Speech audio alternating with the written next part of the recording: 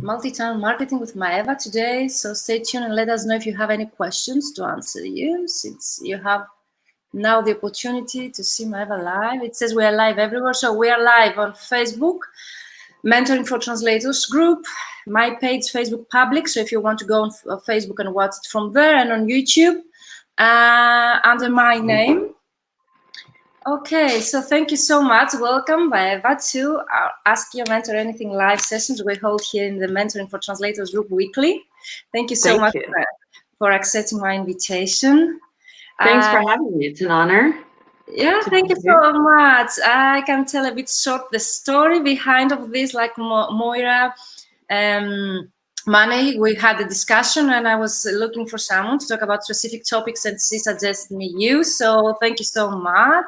And then I've been following you, okay, on Instagram, and many people I see here. Okay, so thank you so much. We're live on Instagram. That's why you're seeing me. Yeah. So let's start. We have some comments. Let's see. Hello, Natalie from London. Hi, Natalie. Yeah, people are joining. They are pretty excited for our today's topic and you as a speaker, invited speaker. So thank you so much once again. Maeva is from Spain right now. I'm in Spain, yeah. She is in Spain right now. She's in Barcelona. And let's start. For those that just joined, we are in the Ask Your Mentor Anything live that takes place into the Mentoring for Translators group, and we are live also on Instagram, YouTube, and Facebook page public. So for those that might not know you, that I doubt, but could you please introduce yourself? Sure. Thank you. Well, thank you for having me. This is really cool. I'm excited to be here. So I'm Maeva Cifuentes. I'm from California. Nice. I've been here in Barcelona for 6 years. And I've been a translator for about a bit over 10 years now, working from French and Spanish into English. Over the last couple of years, I have gotten a lot more into marketing. So I kind of transitioned into copywriting, and then that turned into content, blog writing, and then it got into strategy, and I started scaling just this year. So I still do translation work. Translation will always be a love of mine, but I would say that it's probably the minority of the work that I do now, because I've been putting all of my energy into scaling this marketing agency. But I do translations for the clients that I have, some direct clients, and I work mostly in marketing. I was in legal translation for a few years. Okay. Interesting. Yeah, that's kind of what I started specializing in, and I was doing a lot of contracts and some litigation. And with the years, I started getting just more and more into marketing translations. I liked the creative side. I liked the ambition of entrepreneurs. I liked, the psychology and the communication and messaging. And so that's how I got into marketing, which is what I do mostly now. And what is the percentage of your marketing work and your translation work right now? I would say probably right now it's like 30 to 40% translation and 60 to 70% marketing at this point. So it seems like you're transitioning somehow. Yeah, I don't want to stop translating. I still like it. I just got really obsessed with marketing. with marketing, yeah. I got really into it, and so I still do enjoy translating a lot, and especially now where I have more ability to choose just the translations that I want to do with brands that I like. Yeah, so that's pretty nice. Okay. I wouldn't plan to transition totally away from translator. I feel like I'm going to be a translator forever. Okay. But I just have in the right group. It's nice to have a specialization or a second, like, if we can say, if not specialization, second field of expertise, why not? Yeah. It's also nice. I mean, translation is great, but it's also, it's one thing. So I like doing several things. Yeah, I do that too. That's why I'm into mentoring and coaching. So Yeah. different things than mentoring, than marketing, but still. So I'm very interested in our topic. Before going on that, so have you studied? Your studies are in translation. I studied in translation. Yeah, I have a master's in business and legal translation. Okay. I've never studied marketing other than self-taught, but I think that at least I feel confident enough to say that most marketers have never needed to study it officially. It's all online, self-taught work and experimenting. Yeah. And can you tell us a bit the story of your first client? Because this is the most common questions from my mentees. That's why I start the discussion every time. Like, how did you start out as a translator, and how did you find your first client? Yeah, If you remember. I was trying to remember. I was thinking about that question earlier. I was like, who even was my first client? I mean, I started pretty small. When I first really started, both of my parents are translators, so I was kind of Okay. working as my dad's intern and doing it as pocket money. And Okay. then pretty quickly, I was like, I don't really want to be dependent on that source of clientele. So I said, okay, I'm gonna try to find my own clients. And I can't really remember who my first client was, but I was very active on Pros or Proz, however say that. And I just pretty much I would bartend at night and spend the days sending CVs, applying for jobs, bidding for jobs, even doing like trying to build a portfolio. And I honestly couldn't tell you who my first client was. But That's okay, but you yeah. have a very interesting story, because I think you're the first person I meet that you had your both parents translators, so it's in your blood somehow. That helped me a lot because I could hear them, how they use the language of translators. Like I already knew some tips. Hello. Can you see there 5 Yeah, a.m. in Lima, and they're watching us from Lima? So thank you so much, Maria. hi Maria. Oh, now I see it there. Yeah, Okay, so cool. nice to have people like. Yeah. Yeah, I was very lucky to have both of my parents already working as translators. For a while, I was Yeah. trying to kind of take the same steps as them, and then I just got my own vision and started doing things a little bit differently, ultimately specializing in things completely different than them. But that was very lucky. And then I think I didn't get my first direct client. For the first few years translating, it was always kind of like, I just want to be free and I just want to be able to not have a boss. And that was kind of my only goal. So that was reflected in the kind of clients that I was getting, because it was just enough to not to have a boss. So just enough to pay. And then I was like, I feel like I could do more with this, but it took me a long time to get to that realization. So then I started trying to get direct clients, and I didn't get my first direct client until about 2017, like a first regular direct client. So it took me longer, but everybody has their own. Yeah, you mean to get into the direct clients market? Sorry? You meant like to get into the direct Yeah. clients market, it took you a lot. So yeah, that's very common in our business. Some translators, they never achieve that. So hello from Budapest. They're watching us. Thank you so much for being here. So Maeva, you have such a great story behind you. I didn't know the whole story. So thank you so much for sharing this here in the group. And so we already talked about how did you start out, and about getting into the business. And do you remember the moment? I always ask that my colleagues, you did scale up in your business. If you remember any moment, like success moment in your career as a translator? A success moment in my career as a translator was, I'm trying to think. I mean, I did translate a book that got published, which I Okay, think that's is pretty pretty cool. cool. I Yeah. was pretty excited about that. And they put my name on it and everything. And so I was pretty happy about that happening.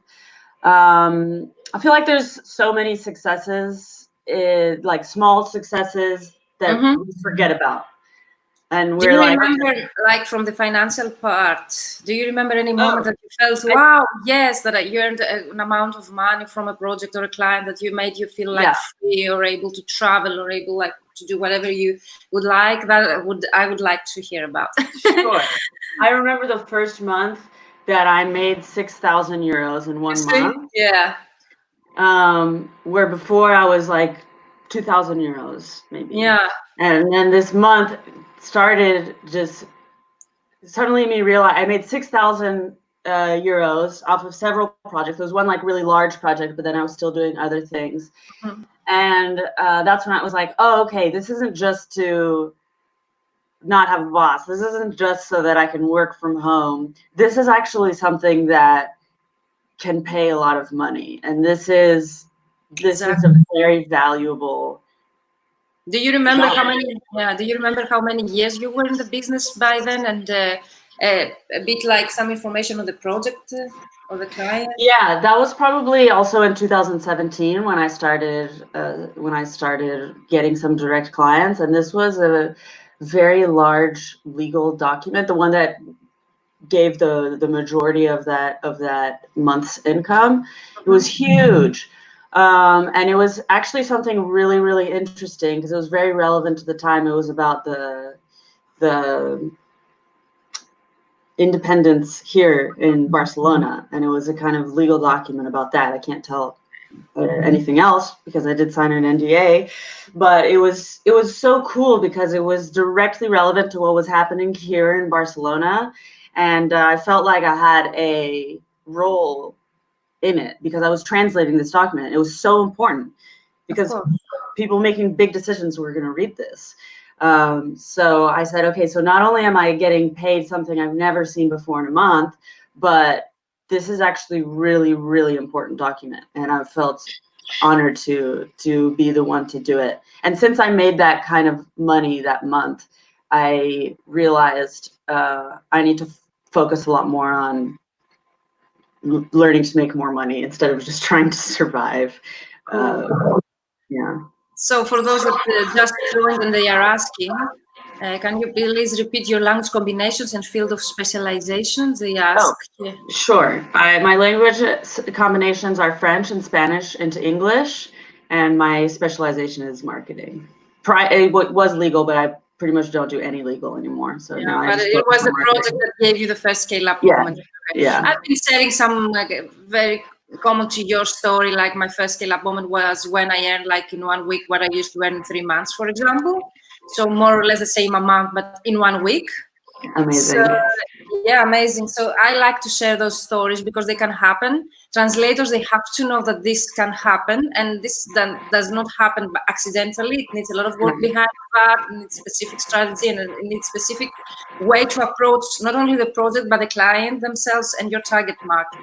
Absolutely. So we have Daniel Palmer from YouTube. They're watching us. Hi, Maeva. Can I ask how you became specialized in legal translation? Did you have a background in law, Daniel? Yes, we had with Daniel that discussion yesterday. So he asks if you had any legal background. So I began legal translation with agencies first, and then I did my master's in legal translation. So I'd never practiced law. I don't have a degree in law per se, but in the legal translation course that I did, it was kind of scary. They made us take actual courses with lawyers. Wow. So, yeah. So that was really intense. And yeah, basically we had to do these mock trials, and we were only like 2 or 3 translators in the course, and everybody else were actual lawyers who already had a degree. So that was really intense, and I feel like it taught me about the law. And otherwise, it was mostly online courses and collaborating with other translators who also work in the field of law to help me revise and make sure that I want to share my 2 cents here because I keep hearing this question a lot, like you have to have a legal background to become a legal translator. So no, I don't think so. That I think that you have to have studies in legal translation, which my degree was 5 years. I studied 5 years translation, so I got specialized in legal translation during my studies. But I don't think that anyone that translates legal documents should have a legal background or be a lawyer to have studied law. But next week, that's a great opportunity. Why not to announce? We'll be hosting like Paula Arturo, which is a lawyer, is the legal translator. Yeah, and we're going to answer you, Daniel, this in a whole session. So we're going to talk about niching down and also the legal translation and what is better, like to have a legal background or how to become specialized in legal translation. So stay tuned until then. We're going even deeper in that. I hope we answered your question. Maeva answered your question. So we answered about how did you start out, how did you find your first client, your scale up moment, and I really like during this period of times that we live right now with the coronavirus and the lockdown we had. Can you share with us something or what works well, something positive or optimistic that works well in your life or in your business?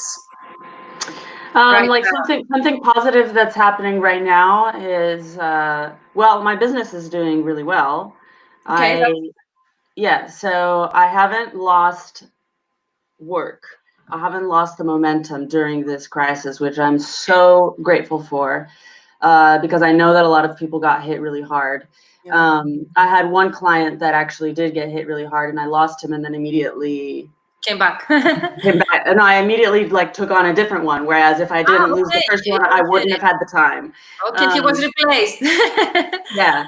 It was quickly replaced, and I feel like I'm getting really lucky. Well, also just because I've been just crazy with marketing, and I think that, I mean, I know that that is the source of where this flow of clients are coming from. Yeah. So that's what's working really well. I'm also feeling pretty healthy. I lost some weight, so Wow, positive thing. I can tell something really exciting. I saw that you were also featured in a magazine, a very well-known one. Yeah, Would you like to share with us this story? Yeah, well, I got featured. It was a PR guy basically looking for stories to publish on Disruptor, and they interviewed me, and yeah, I'm really excited about that. I've never been featured in a magazine before. Yeah. So How did this all start out? How did this connection with the magazine start out? They found you, you found them? It was a client who knew a guy who knew the guy who was looking for a story to sell. Referrals.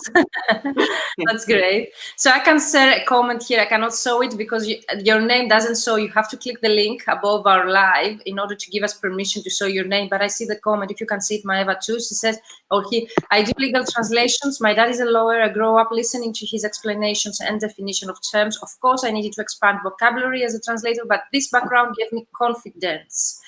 Okay. Yeah, confidence is always an issue. I always discuss with my mentees, and is always a part of our mentoring program, like one-to-one sessions to gain confidence or to become confident enough to go after your clients, ideal clients, or charge the rates that you would like. But thank you for sharing your story. As I repeat myself, I don't think you have to be a lawyer in order to translate legal, but you have to gain expertise in that specialization by translating such projects. Okay, to expand your terminology base or your vocabulary knowledge. Taba, please click the link above in order to show your name in the comments. You click the StreamYard link and you give you allow us to show your name. So if you do not click the link above the live, I cannot show your comment. Thank you, Chaba, for watching us and being here. That's an honor. Chaba from BB Conferences. BB Conferences are a great topic and time in our live sessions. So thank you for being here with us. We have over than 20 people watching us live, so that's pretty cool. So really loved your story and the magazine. So anyone who would like to see the article or featuring Maeva in the magazine, you can follow Maeva or on social media. She has everything public, so you can see it or reach out directly, Maeva, if you want to learn more about this. And let's get into our topic, which is pretty interesting as a title itself. It's a multi-channel marketing is a topic that Maeva suggested. We've had several topics. That's why we're going to host again. Once again, if Maeva is pretty willing and would like to be with us in one more session, we are organized that in June. So stay tuned for that. So we had several topics, but we decided to talk first live for this and then second live for something getting into deeper client research. But we will discuss about client research a bit during this live as well. So you would like to tell us a bit what is multi-channel marketing? Yeah, so I will tell you. Multi-channel marketing, I mean, I feel like the name is self-explanatory. It's being present on multiple channels and sharing. It's For freelance translators, what it is personal branding. So that's kind of a word that's thrown around and not everybody likes it, but it's just being present and showing people what you're about, always speaking to your avatar, to the people that you want to make an impact on, the people that you want to help with your translations. But it's not just focusing on one channel. So the channel that most freelance translators use, which, I mean, I'm just assuming that, from my experience talking to other translators, I think that the channel that most of them use is word of mouth and referrals. So that's a great channel. That's one channel, is that correct? That's one channel, yeah. That's a great channel, and that's also where I get the most of my clients from. But the reason that there are so many referrals is also due to the multi-channel marketing. So it means sharing your message and being present on forums, on your own website, on Instagram, on LinkedIn, on Facebook, and spending some time on all of these channels, making your message clear to the people that you're trying to reach. I know a lot of people will ask now, should we, all of us, be in all of these like channels, like Instagram, for example? I know a lot of translators, they are legal translators. They say, my clients are not there. Why should I be like, for example, on Instagram? Yeah, that's a good question. So the part of this whole discovery of where you should be lies in your customer research and figuring out where they are. And just because, I mean, why would a lawyer not be on Instagram? I think it's about, there are a lot of lawyers who aren't on Instagram. But the issue is, how are you, if you're just on there pushing promotional material, it's not the same as being just promotional. I'm going to translate, I translate legal stuff, I translate legal stuff, I translate legal stuff. Or medical or pharmaceutical. Let's not like mention only legal, but there's many translators. They say, I translate clinical trials. Should I be on Instagram, for example? So yeah, I know that there are positions like this. So I can't answer that question for you because I don't know your clients.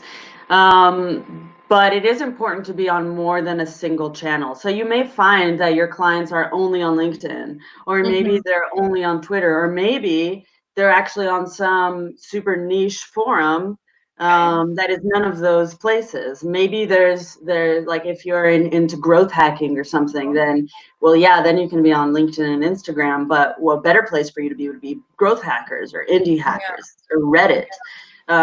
You know, you have to find out where they're hanging out and start conversations. So marketing isn't just about saying, this is what I do, this is what I do. It's about actually starting conversations. It's social media. So you're being social across different channels. So if I connect with you on LinkedIn and you're my ideal client, and then I follow you also on Instagram, and we start interacting there, and I'm pushing my message there, I'm pushing my message on LinkedIn, and then you Google something, oh, okay, here they are again, that starts to ingrain a picture in that person's mind of who I am as a professional. And yeah, it helps take you more seriously if they see that you're on all of these channels and interacting with them and talking about your job or your knowledge or even personal stories as well. But kind of just being there and building your personal brand is probably one of the most powerful things that you can do. Okay, you mentioned some very interesting information. I'm wrapping up for those that they're keeping notes. So what we do is to create our avatar. We have to make a customer research, and then we have to build our personal branding and have a clear message by being in several channels. And by channels, you mentioned some of them, not all of them should apply in our own situation, but some of them could be like fora or a website, our website, social media, Instagram, LinkedIn, Facebook, Twitter, everywhere that we think that our client would be. And then we find where our clients are. We are present there online, and we start discussions, because I really like that. And we start conversations. Can give us an example of that? Because I assume like a lot of people would like to do it, but they do not know how to do it. Yeah. That's a great question. So also one issue that comes up a lot is that there's this whole push on demonstrate your expertise, which you should do, but then there's a lot of beginner translators who are like, well, I don't have any expertise yet. Yeah. What am I faking this? And no, you shouldn't fake it. So one thing at that point, and even further down the line as well, is to just engage with other people.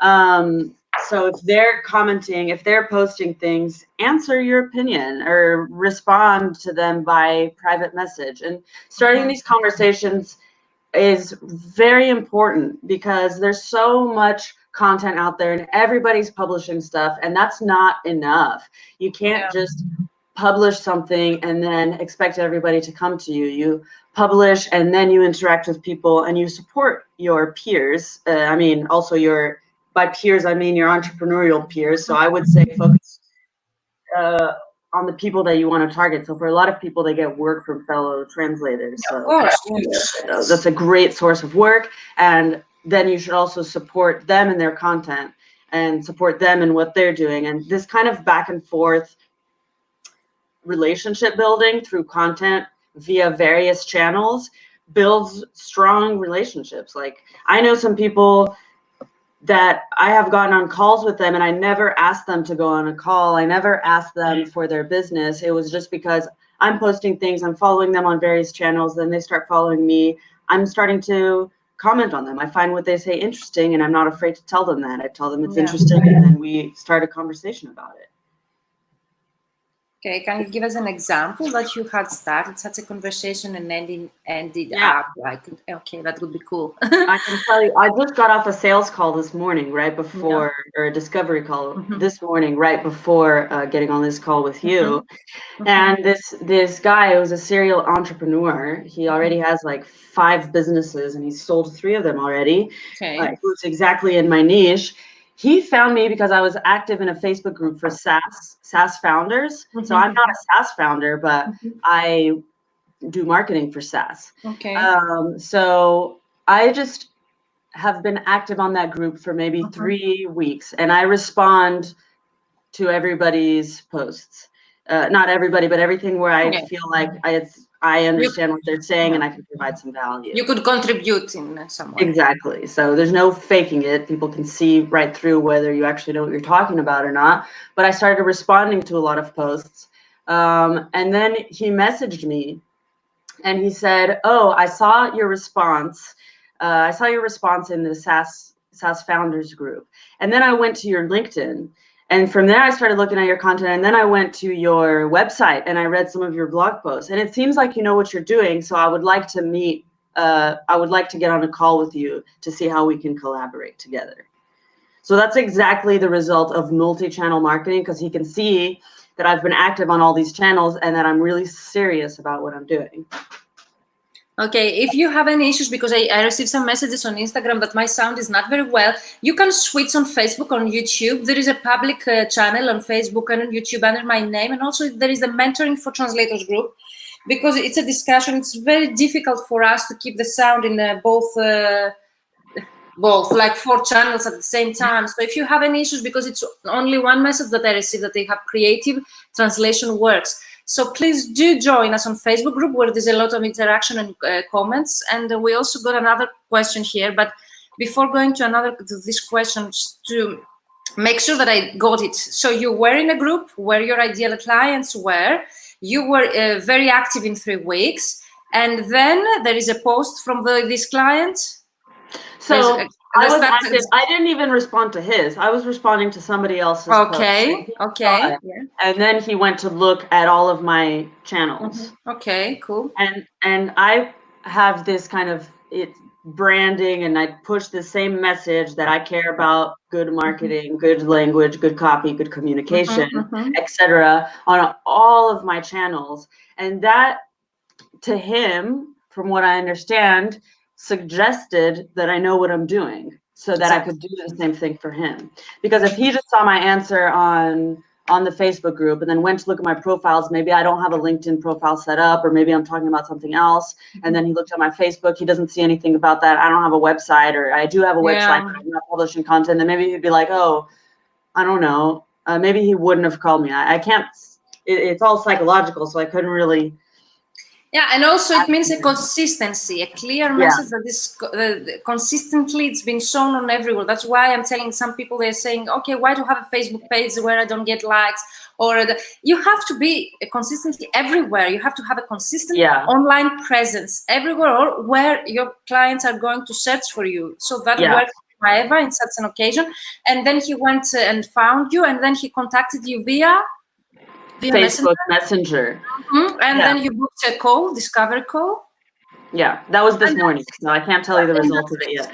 Yeah, I assume that the biggest problem of translators is that they are introverts, so they don't get into calls. But I would suggest you that calls work. I do mentoring calls. Yeah, mentoring calls like every day, 3 or 4 discovery calls, as you mentioned, that theirs are for free, and I want to discover the needs, to showcase how I can help people, and then to build relationships. And the goal is not always to buy or sell, it's always to build the relationships with other people and your ideal clients. So thank you so much for sharing this story. It was very interesting to have it like organize the steps and how people do it already. So if you want to do it, you can do it. How much time, Sabine says, how much time do you spend doing publishing, commenting, interacting on different channels per day or week? So this is a great question. I found a formula now, which is, I think is pretty clever. Commenting and interacting and publishing on LinkedIn, I spend 1 hour a day. Okay. And then I take that content that I wrote on LinkedIn and I republish it on my other channels. Exactly. And then I also, first let me go back to the blog that I have now.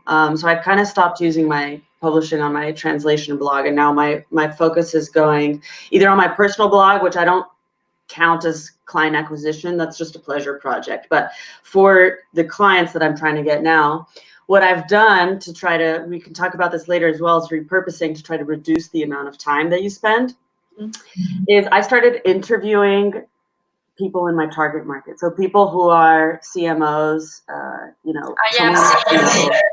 yeah, so I interview them for 30 minutes. So they always respond when if you cold email or ask somebody like, hey, can I get on a call with you? They'll either not answer you a lot of the time, or you have to do it over and over. If I say, hey, I'd love to have you on a guest on my show because you have so much value to provide them, they're always like, yeah, awesome. So I get them on a call with me. They get to know me. I'm asking them real questions about building a business because they've built a business as well. So I'm learning from them. So this is just such an awesome thing because you get them on the phone, you get to learn from somebody really experienced, and you get an introduction, and they get to know you and they like you. So then I get this video, which takes me 30 minutes to record. I extract the audio, turns it into a podcast. Then from there, I spend about 2 or 2.5 hours a week turning it into a blog post. And then I take the segments of the blog post and I break it into more smaller social copy. So it's a pretty fast way, considering how much time you could actually be spending on creating content. So I would say, yeah, an hour a day on LinkedIn, because before it was about half an hour a day, but now I'm making it a big point to actually getting conversations, like spending the majority of that time actually commenting on other people's posts. And then, yeah, maybe like 15, 20 minutes writing my own post, which a lot of the information I take from the blog posts that I've written. So that's about how much time I invest in that. Yeah, I don't have a strategy on that if Sabine asks me as well. I do like to spend time on social media because I really like being there. I don't do it like for business purposes and that's it. I like to be there, present, and build relationships. So this is the reason I'm doing these lives. I really enjoy the process. I don't do it like your blog, you said, is like something creative you do, but you never know how this builds your whole online presence. Yeah. Attracts inbound clients. You never know that. But since you mentioned, I have 2 questions about what you mentioned already. You mentioned about acquisition. What is your most effective or your best client acquisition strategy? And you mentioned previously that you lost one client, but you found directly one other to replace them during the lockdown. Can you share with us how this happened? Not with many details, but yeah. Yeah. So to answer your first question, what is my preferred method of acquisition? And to be honest, right now my strongest method is, I would say, still referral, but not really referral, but more just like the client that I just lost, for example. Yeah. I've been working with him for a year, and the reason I lost this client is because they work in the short-term rental niche, and that industry has completely collapsed, and they didn't have any more money. Nothing we can do about that. And I met this client because I was on some Facebook groups interacting with people. I was marketing, and I met somebody else via Facebook, and we had interacted both on Facebook and on LinkedIn. And that person happened to live in Barcelona. Then we met at a co-working day. And then he said, come to my birthday party. I went to his birthday party and I met my client there. So it's like hard to trace where all of these things are coming from. And then the other client that I just got actually was from a presentation that I gave about content marketing. So it's more content. It's content that I gave live about the topic, and he watched it and felt very inspired and immediately wanted to work together. And this presentation was on an event, online event of It was so the event was right before Corona. It was actually funny because this client was supposed to, he came to Barcelona. He's from Berlin. He came to Barcelona because he was going to go to the Mobile World Congress, this huge tech event here in Barcelona, and it got canceled because of coronavirus. And I happened to have an event on the same day where I was talking about customer research in order to drive your content strategy. And he was looking for another business event on that day, and it had been marketed on several platforms, on Eventbrite, on Facebook. Okay. And then so he found that event through there and came to the event. Okay, the event was hosted by you? No. Okay, that's what I was asking. It was an event into your client market. Okay, so this is a great other way to present where your clients are, not only to present in translation related. Okay, so you can find those events offline or online that are related to your clients. So most probably Maeva's event was into marketing or SaaS companies or something related to her target market. Okay, that's pretty cool. So, and the second question, do you use any VA, virtual assistant, to help you with all these podcasts, show notes, blogging, or do you use any tool to automate this process through LinkedIn and then connecting with other? I'm very much interested in that. That's a really good question. So I had hired a VA at the end of last year, and I realized that I didn't have enough clarity on what exactly I wanted her to do, and I didn't have the systems in place. So I was kind of just having her do random stuff. I had to let her go. She was great, but it was just my fault for not having enough clarity. So now I have some tools, and I have my sister actually helps me edit the videos. Well, she helps me edit the interview videos. So she creates that for me, which is a huge help. Are you kidding me? Yeah, I bet. Yeah. And I really love them because you use a consistency in the colors and the backgrounds and the effects. Yeah. So really love it. Is it Animoto? Is it Adobe Effects? What is it? The two? So I don't know what program my sister uses for those videos, but I make some other videos, like some really short videos. Like I just published one on Instagram today, and I edited that myself. So the tools that I use for kind of short videos like this is Splice, which is a phone. Yeah, Splice. Okay. It's an app that you can use to edit videos, cut up, add text, whatever. And then I also use Canva. Canva is of course, the best tool ever. You can, and it's for video as well, because we have it only for now you can do videos, guys, because we all only have it in our minds for graphics design or photos, and now it has video. It's amazing. You can animate things. You can, like, I publish videos from there. It's just and I also use Kapwing. So I just love all these different tools. Kapwing, Kapwing, and there you can convert things to GIF or GIF or how GIF, I think. You can add subtitles. You can add different audio. The subtitles. Yeah, and it's super intuitive. So I'm not design techier video. I don't know how to do any of that stuff, and these tools make it really easy for me. Yeah, there's so many tools. I already mentioned Adobe Effects. I already mentioned like is the Animoto. There are several, but I always ask what works best for someone. Doesn't work best for any other people. But I really like to ask the opinion of people what they work for them. So pretty cool because automation is very clever. Having a VA is very clever. You were lucky to have your sister, but someone who wants to get into video shooting or editing has to have someone that helps them with that. Yeah, absolutely. Another tool I use for automation, because I don't consider those other tools to be automation because I actually the other tools weren't automation yet. Only for editing. But I would say for social media, one tool that helps me a lot is CoSchedule. So CoSchedule, I take all my content and it connects to WordPress and to all of the different social channels that I have. So if I write one post, I can schedule everything. Basically, I write my blog post, I divide it up into little pieces, and then I can schedule it for everything all at once. So Instagram, it's LinkedIn, Twitter, Facebook. That was the question regarding because you were asked how many hours. So this is why you spend for me, it's a little hour, 1 hour per day. It publishes everything for me, and you can even set on there.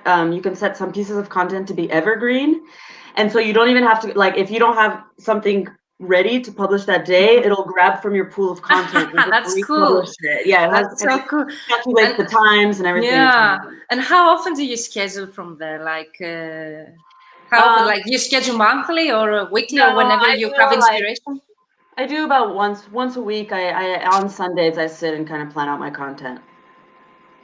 Okay, so that is where my questions. I was pretty curious. So how do you find your clients? You already answered us. So if you use any tools, you already answered. You prefer LinkedIn. You said you start from LinkedIn and then you spread the word to the other social media. So that works for you, I assume. I think Facebook is also really good. Facebook groups, it works. Yeah, I think where your clients are, because we are sometimes, you have to find Facebook groups where your clients are or people that you want to work with. So find those. Can you say the name again of this tool? CoSchedule. CoSchedule.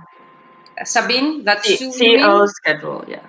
There are so many scheduling tools, but this is one. And I recently found one, but I cannot recall the name right now. I was looking here if I have it in my, but I don't see it in the plugins toolbar. There is one that you can automate the process from LinkedIn and contacting people, automated. What? Is it Duck Soup? Yeah, I think this one. Yeah. I was using Duck Soup for a while too because that's really good to automate connections with people. And you can filter it based on who you want to connect with. I just stopped using it for a while because I realized, okay, I have so many connections now, and I need to actually talk to them instead of trying. And it's free. You can try it. You can try. It's free, I think, for several amount of contacts that you want to. Oh yeah, maybe Yeah, so people can try it. I'm experimenting with several other automation tools on LinkedIn, and you can add your personalized message. This doesn't mean that you automate a process that is impersonal or you are spamming people. You can use it in a personalized way, but it helps you. It saves you so much time. You can contact 150 people per day. That's pretty cool. So automate the process that Maeva already explained what we have to do in order to get clients. So let's return to our topic because I would really like to keep it 1 hour and some minutes. I don't want to overwhelm people here, but we are going to do another session, so that's why I am doing this. Let's return to multi-channel. You mentioned some channels. Is the website, is a forum, is a social media, LinkedIn, groups, everywhere that we can show our presence. So channel would be also a live event that you presented. A live event? I mean, networking in person is also a channel, but we're talking about digital channels. So what would be the omni-channel or single channel that you have in your notes that you have generously shared with me? If we can say omni-channel or single channel. Oh, omni-channel. Okay, so that's omni-channel. I just wanted to make the distinction. It's not something that I think translators need to deal with omni-channel. So omni-channel is also being multi-channel, but it's just very techy, and that it's tracking people's interactions on your website. So if somebody's come to your website, you know that they already have some interest, and then you can retarget them with specific ads. And is it the pixel we say? Is it the pixel? You use the pixel, yeah. So you use the Facebook pixel and you track them. So basically, all the messaging that you are pushing onto them, you know at what point in the buyer's journey they are. So maybe they just saw you on LinkedIn, or maybe they are in some market, but maybe not that interesting. And it's basically using tech to track all of those points of sale, all of those points in the journey, and then getting them specific content that is on all of the channels that is related to exactly in what point of the journey they are. So I just want to make I don't think that that. Sorry?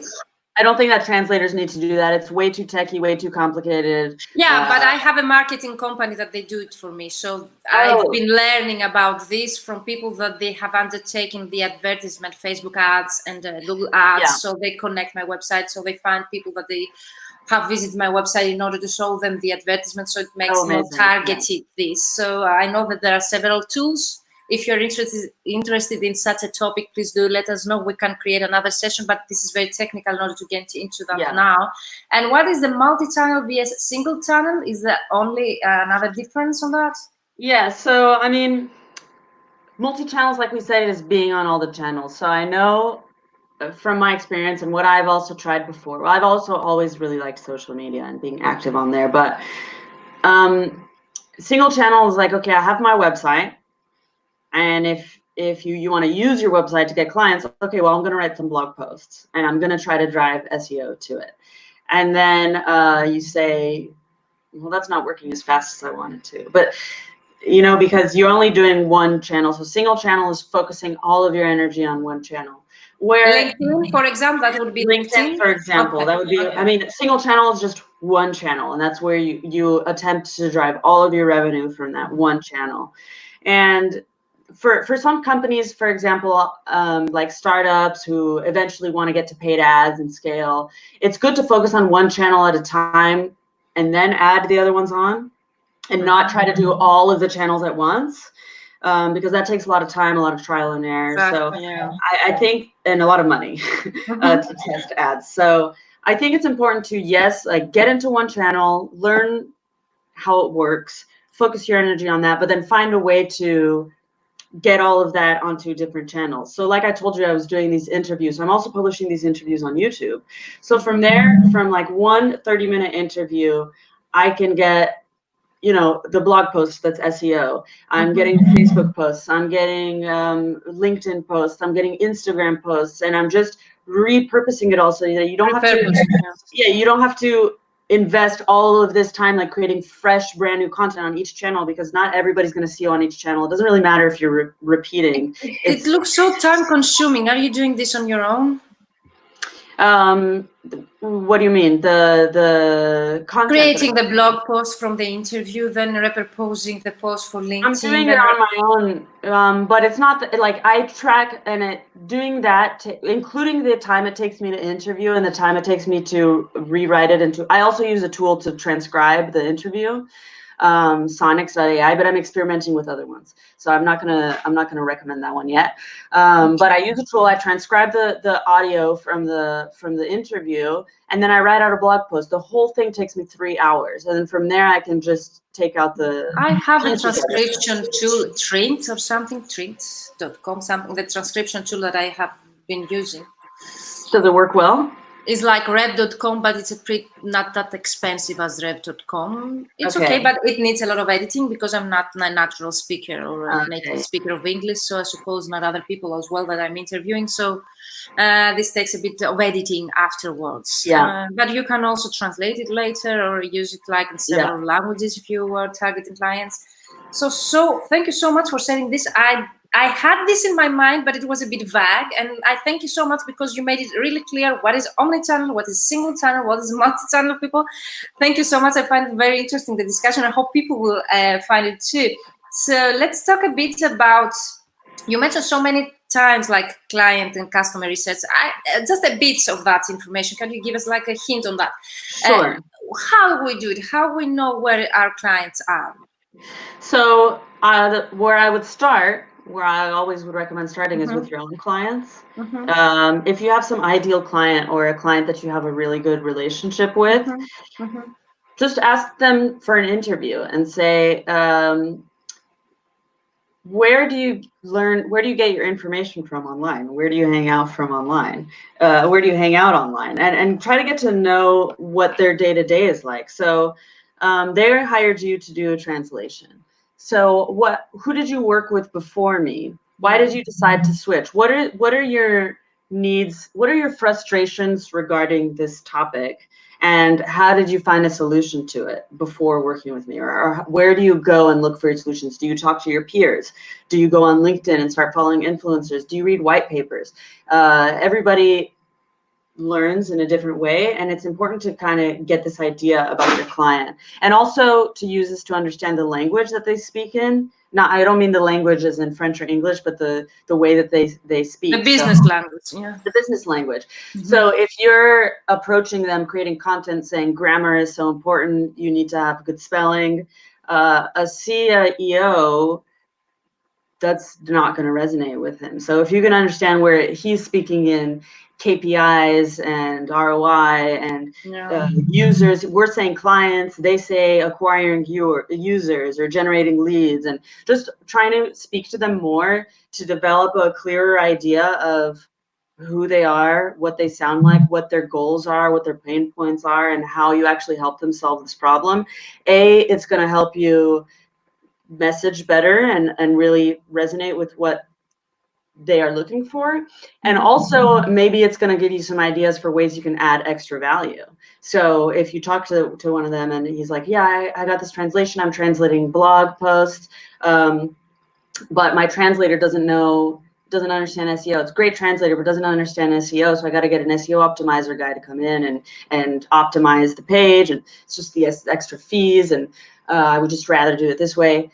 Then you're like, okay, well, that's an added value that I can provide to this person. So the more you talk to them, the better idea you'll have. Unfortunately, not everybody already has ideal clients, or they don't have. The first problem is that. The second problem is that not all ideal clients talk or are willing to talk to you. Yeah. Because I know that if you're into marketing, your clients might be willing to get into a discussion because they are extroverts or because they're in marketing. So the discussion can go on easily there. But what if you're like pharmaceutical translator or legal translator, where your clients are the projects like covered with an NDA or confidential,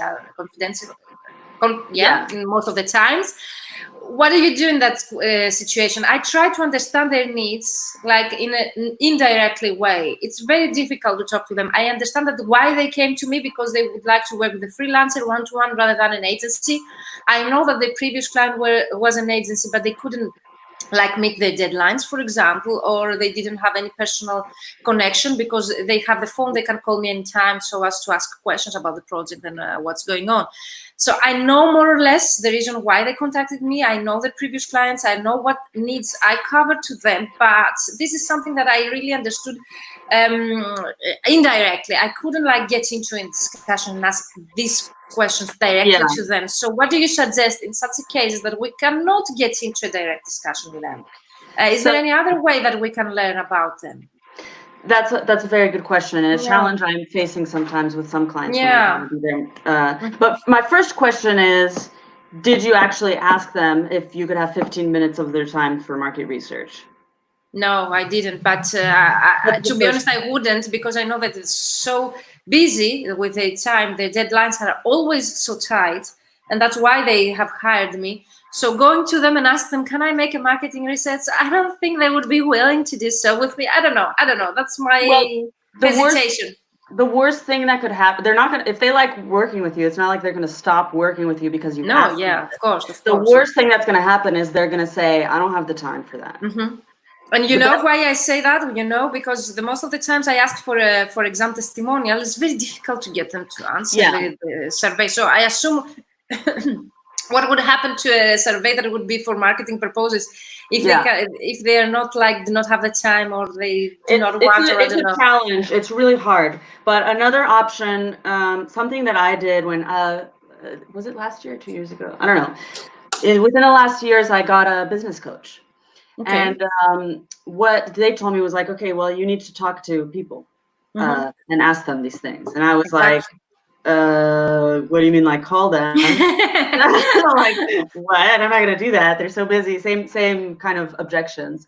So I had come up with my own customer persona, and I was like, this is the person I'm targeting. This is what their pain points are, et cetera, et cetera. So eventually I couldn't find any of my clients of my own to do this for me. Okay. So I went and looked for lookalikes. So people who are in the same position.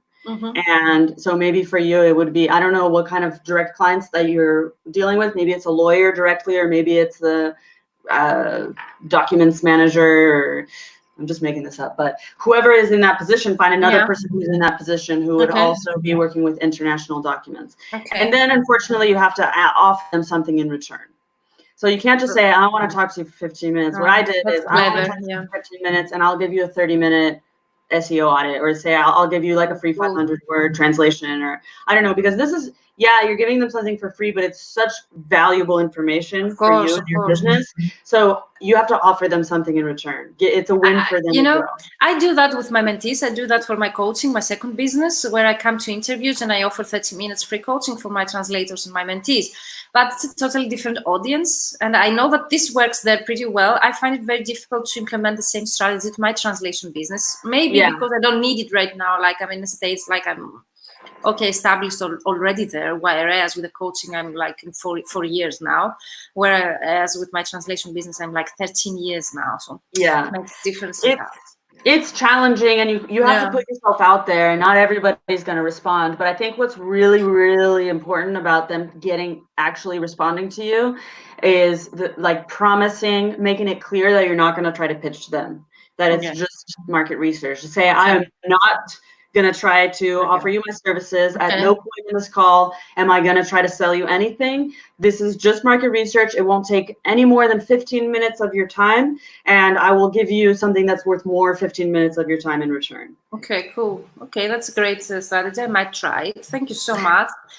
Let's continue to the last question. You mentioned about looking at one channel, Google. Yes. Would you like to go into that? Do you have like 10 minutes for that? Yeah, I don't know if 10 minutes is enough to talk about. Yeah, we said that we're coming back again. I think we've set already a session on June 5th. Is that correct?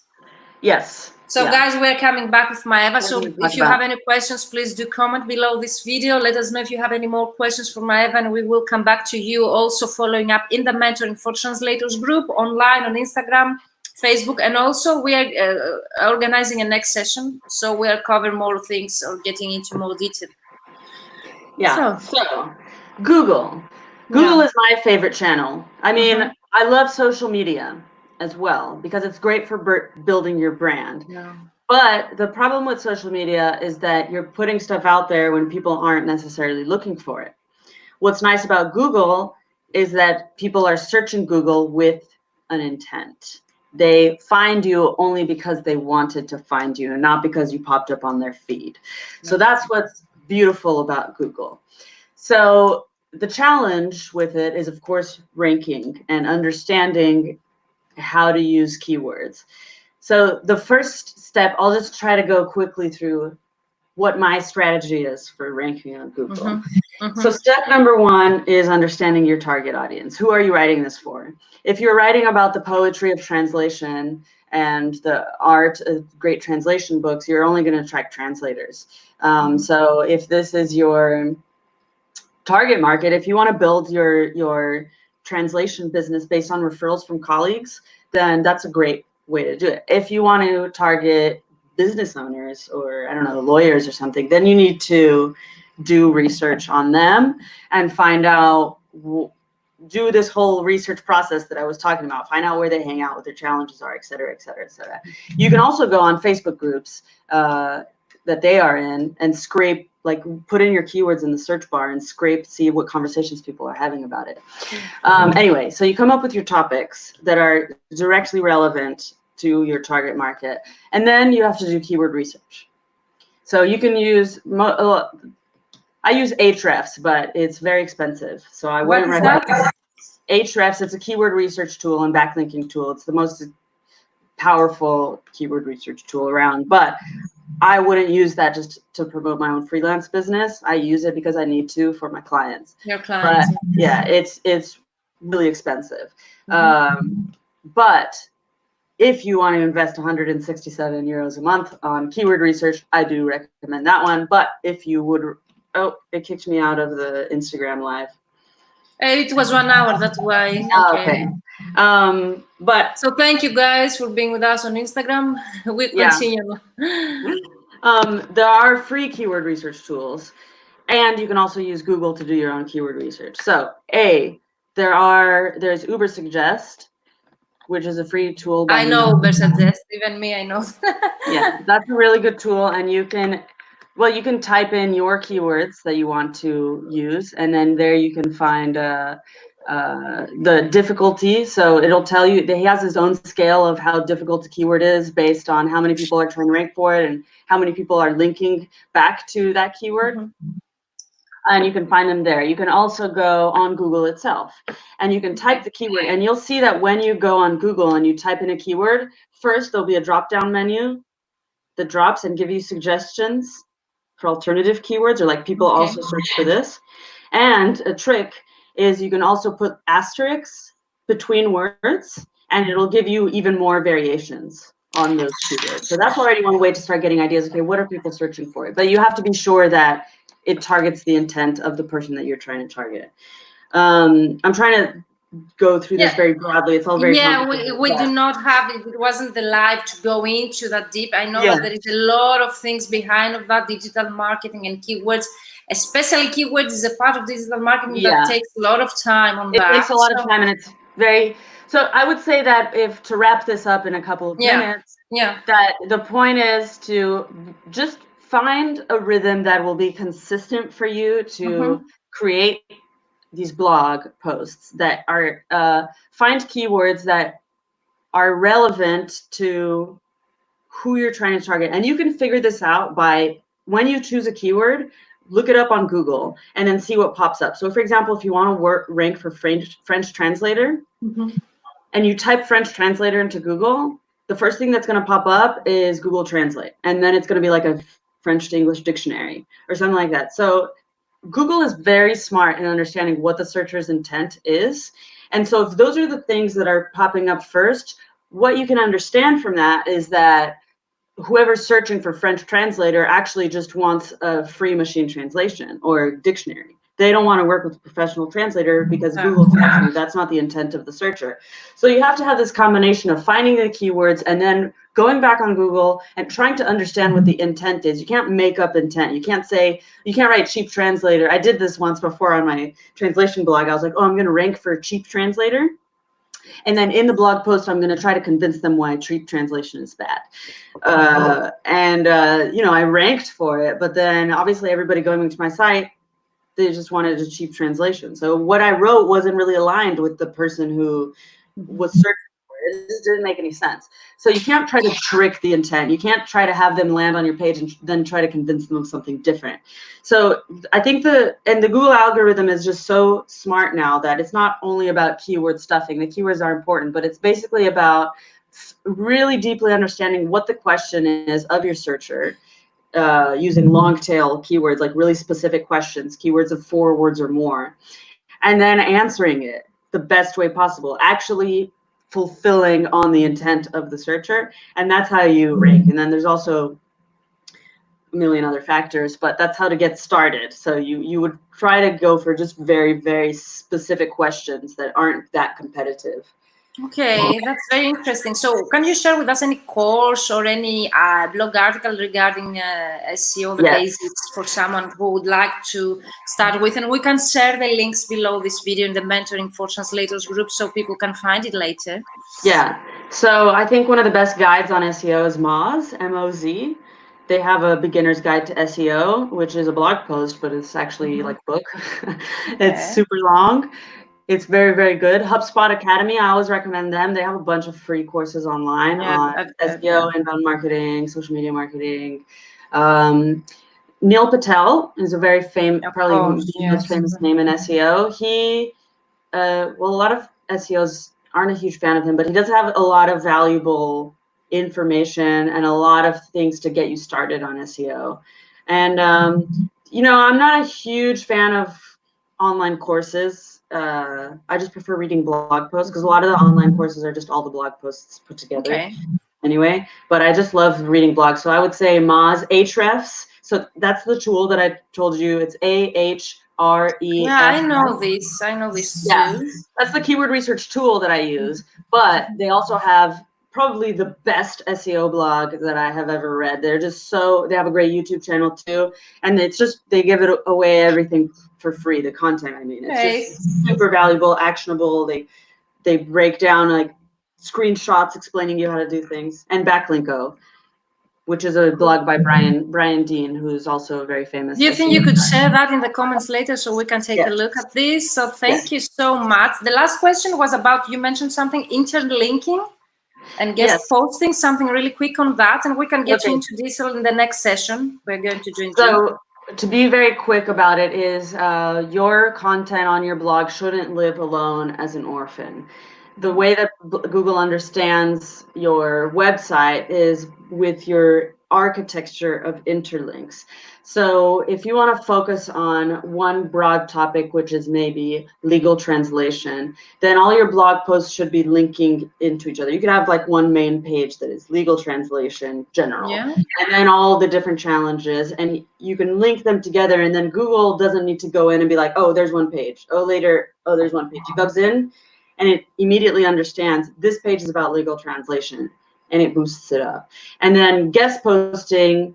So this is a whole link building strategy. Guest posting is not the only way to do it, but guest posting is nice because it's good for your personal brand, because you are published on somebody else's and you reach their audiences.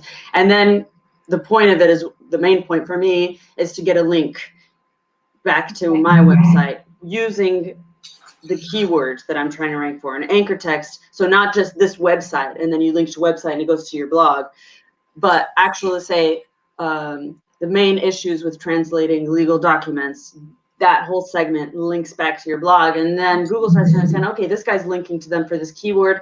Everything in this architecture makes sense. It's also related to this keyword. And all of these people are linking, and it's all relevant to what you are talking about. And that is how it. I know that there's a lot of, there's a whole science behind of this. For me, it's Chinese. I try to get into this. You are so good at explaining that. So I learned a lot of things during this live. So thank you so much for sharing your knowledge. I wish we had like 2 hours discussing that, but I assume like people would get tired. I made a mistake. I mentioned June 5th, but we have set our next session for June 12th. Is that correct? Do you remember? I just said yes because I figured. Okay. In any case, we're having Maeva. We have scheduled our next session. We are going to talk into related things. Google. Google ranking. We said okay, and customer research again. And I might create a poll about what people are interested in listening about, so we can create targeted live. So to wrap up, thank you so much, Maeva. To wrap up, we talked about multi-channel. What are those channels? So we mentioned exactly what they say. Excellent interview. Thank you so much, Natalie. I really like this interview myself too. So to wrap up, we mentioned the channels. What is multi-channel marketing? What's the difference with omni-channel marketing and single channel marketing? How to make your customers research? How to get clients by creating conversations and getting into conversation with them, the clear message, personal branding, and avatar. So we mentioned so many things here. The preferred methods that Maeva uses in order to get her clients, how Maeva was featured on a very well-known magazine, and how she finds her clients even during this lockdown. And one last question. I know a lot of translators that they delete other translators from their LinkedIn account. Do you do that? I don't delete them, but I kind of stopped adding them. So I was just talking about this yesterday. Basically, when you post something on LinkedIn and then it's just obvious that it's a translator responding, even if it doesn't say translator, but I don't want to say that this is all translators, but there's just kind of a very scarcity mindset that's like, oh, well, clients need to learn this, and oh, clients, it's because they had a spelling mistake, and then they're kind of bombarding your post with this kind of content, and I feel like it's just not conducive to the image, to be honest, I never had this. I have some private messages by other translators commenting on my grammar, for example, or something like this. but it's okay. I go back and I might be typos. Most of the times are typos because I'm posting or reposting from Instagram. I always post really fast. Yeah, me too. So most of the times it's like a typo. So it's cool to contact me privately and do that. Sorry, I didn't mean to interrupt. No, it's okay. I was thinking that for me it works well having translators up to now there, and I know that other translators, Maria Saberg, have said that she really has them. I know that, for example, Martina Rush doesn't want them. Yeah. So there are like different opinions on that. That's why it just depends on what your goals are, because if you get stuck in this confirmation bias and you don't remember how other people are speaking, then your language starts to look less like a CEO's partner and more like a translator. And I mean, you do want to sound like a translator, but it's also, you're training the algorithm. If LinkedIn sees that you're only connecting with translators, it's only going to show your posts and your profile to other translators as well. Is this true? Because I recently read about this. Is this true that if you have a lot of translators, your content would be shown to other translators rather than your client? You train the algorithm. So yeah, my posts, even though they are related to translators, they are seen by like my clients. They are liking it or commenting. So do you interact with them a lot on LinkedIn? I mean, what's the majority? Because if they see that you're interacting with your clients and that you're interacting with people other than translators as well, then it's going to be shown to other people. I try to do my best. Yeah. I try to do my best and be everywhere. It's very difficult because both translators and my clients are both my ideal clients. So I work with both. So it's very difficult to distinguish this. Yeah. And then there's also, I mean, I do accept translators. A lot of them now send me a message and I see that they're, like, I look at their profiles and I see that they have an interesting content that they're posting and I like what they're doing, and then I'll connect with them. But I just do kind of check.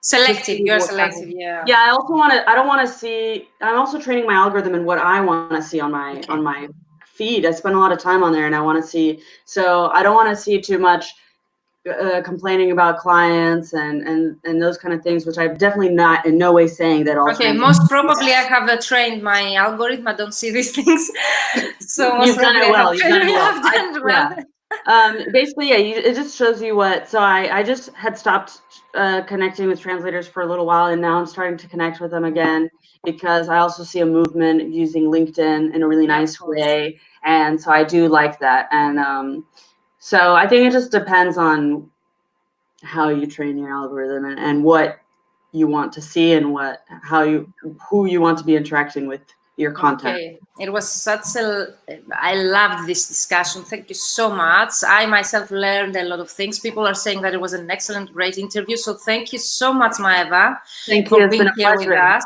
I try to keep it like short, 1 hour, maximum 1 hour, 10 minutes, in order not the public or people who are joining us to get tired. But I promise you to have Maeva again soon in our Mentoring for Translators group. This was the Ask Your Mentor Anything with Maeva Cifuentes. We talked about multi-channel marketing and how to get clients. So if you want to use the methods that Maeva uses in order to get clients and to get you to client research and get clients online, so watch the recording is going to be online on YouTube, Facebook page under my name, and the Mentoring for Translators group. We're following up with you later in the group, as Maeva is a member of the group as well. So bye-bye for now, and thank you so much. Thank you, Maeva, for being here. Thank you. Have a great day. Bye. Virginia. See you.